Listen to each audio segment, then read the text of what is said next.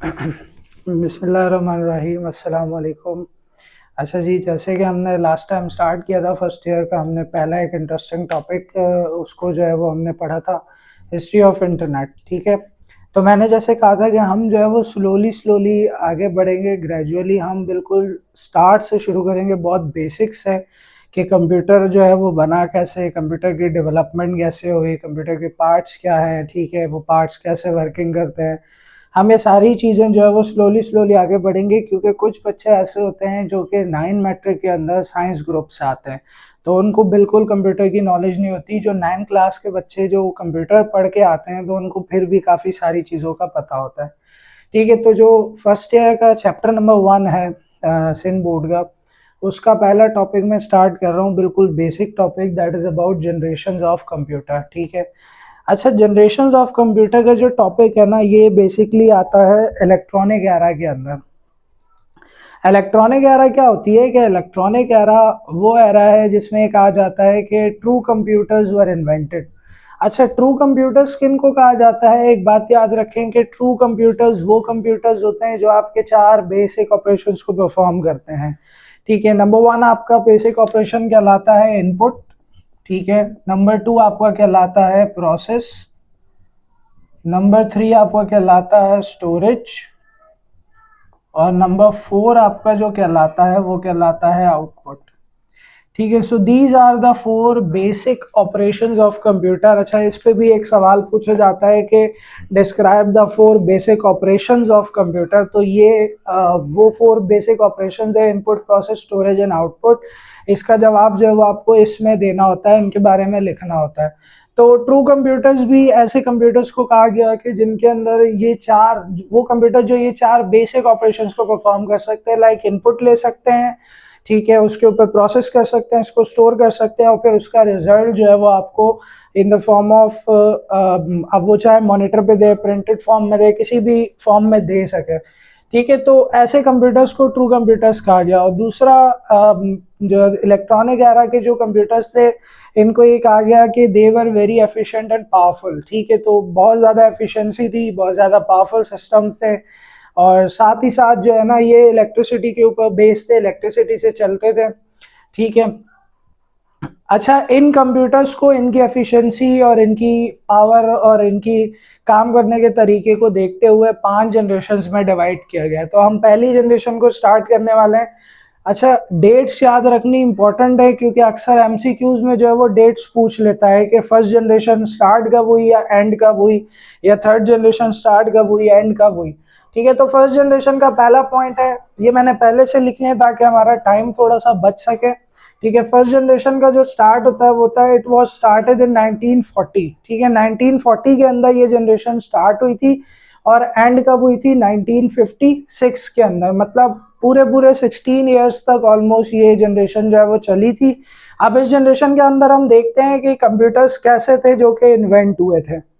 तो पहला पॉइंट कि vacuum tubes were used as a main electric component. ठीक है, वैक्यूम ट्यूब्स क्या होती हैं, आप लोगों ने शायद इसके बारे में थोड़ा सा पढ़ा हो क्लास 9 की केमिस्ट्री के अंदर। जो है ना, एक एक्सपेरिमेंट है चैप्टर 2 के अंदर, जिसको हम कहते हैं कैथोड रे ट्यूब या फिर डिस्चार्ज ट्यूब एक्सपेरिमेंट।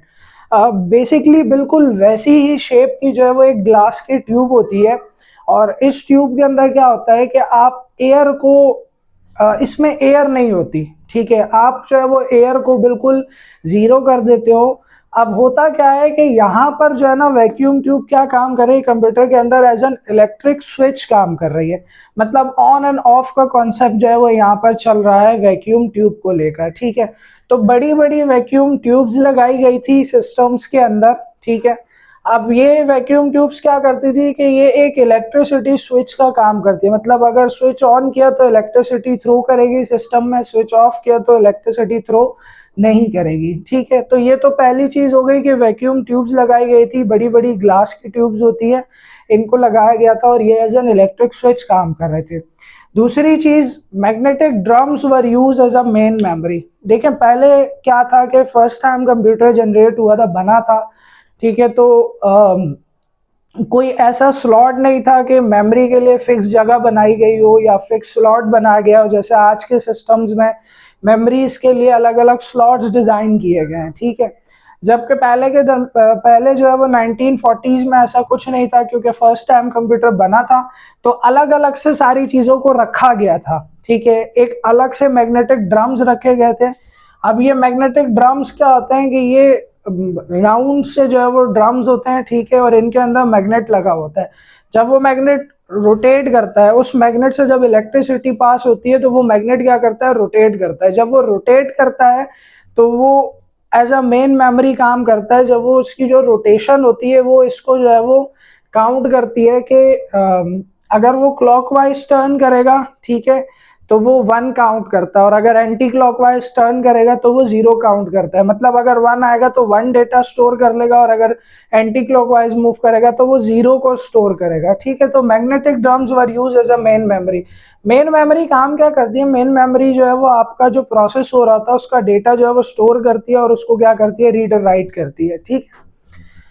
फिर उसके बाद जो सबसे बड़ी चीज आई फर्स्ट जनरेशन में, that was machine language was used for programming. अच्छा, मशीन लैंग्वेज कौन सी लैंग्वेज होती है, इसको याद रखें कि ये जो है ना वो लैंग्वेज होती है जो कि कंप्यूटर को समझ में आती है। मतलब कंप्यूटर इसको समझ सकता है और रीड कर सकता है। That is about zeros and ones, ठीक है।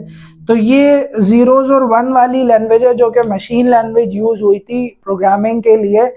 अच्छा, कंप्यूटर इसके अलावा कुछ नहीं समझता, कंप्यूटर को कोई और लैंग्वेज नहीं समझ में आती, ठीक है। सिर्फ जीरोज और वंस की फॉर्म में जो भी हम इंस्ट्रक्शंस देते हैं वो 0 और 1 की फॉर्म में जो है वो कन्वर्ट होती है, और फिर कंप्यूटर जो है वो इनको जाके क्या समझ पाता है, रीड करता है, और फिर रिजल्ट जो है वो हमें प्रोवाइड करता है, ठीक है। अब देखिए ये सारी चीजें क्योंकि अलग अलग लगाई गई हैं, वैक्यूम ट्यूब्स अलग लगाए गए थे, मैग्नेटिक ड्रम्स को अलग लगाया गया था, ठीक है। इसके अलावा बाकी जितनी इक्विपमेंट्स थी वो सारी अब सब जो है वो एक एक करके अलग अलग लगाई गई थी। तो इन कंप्यूटर्स का जो साइज था वो क्या था, बहुत ज्यादा बड़ा था, वेरी लार्ज, ठीक है। एटलीस्ट एक एंटायर रूम जो है वो आपका एक कंप्यूटर ले लेता था, ठीक है। तो इतना बड़ा इनका साइज था। अब देखें जो चीज जितनी ज्यादा बड़ी होगी वो उतनी ज्यादा हीट जनरेट करेगी, उतनी ज्यादा वो इलेक्ट्रिसिटी लेगी, और उसको कूल डाउन करने के लिए आपको क्या चाहिए होगा, एयर कंडीशनर चाहिए होगा। तो ये कुछ उसके डिसएडवांटेजेस आ रहे हैं कि जो कि उसके हक में नहीं है। इस जनरेशन का फेलियर ये बन सकता है, ठीक है। या ऐसे समझ लें कि इस जनरेशन का यही एक फेलियर बना था, कंप्यूटर के अंदर मजीद आगे जो है वो डेवलपमेंट आई थी। अगर ये सिस्टम्स अच्छे होते तो शायद मजीद चेंज ना आता, या फिर कुछ थोड़ा बहुत चेंज।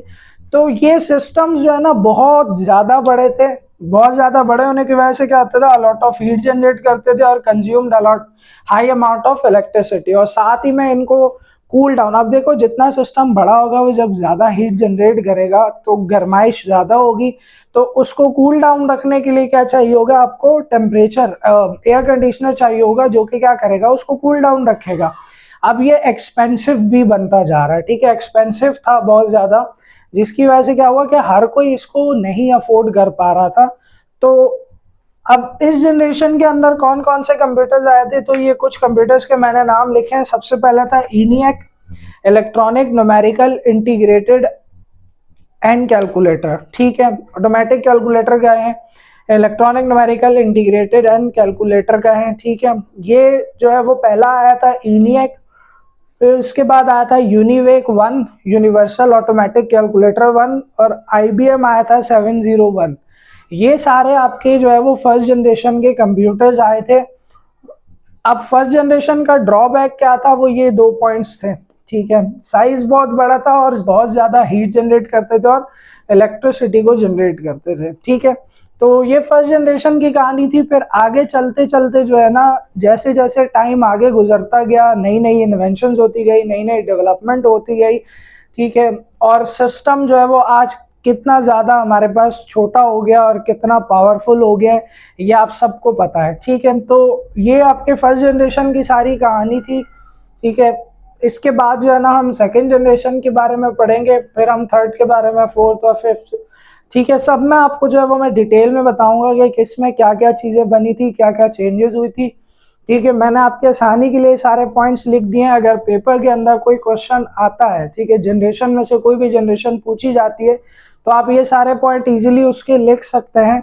ठीक है, आप लोगों के लिए ये आसानी होगी। ठीक है, नेक्स्ट वीडियो तक के लिए जो है वो अपना ख्याल रखें। बहुत शुक्रिया, अल्लाह हाफिज़।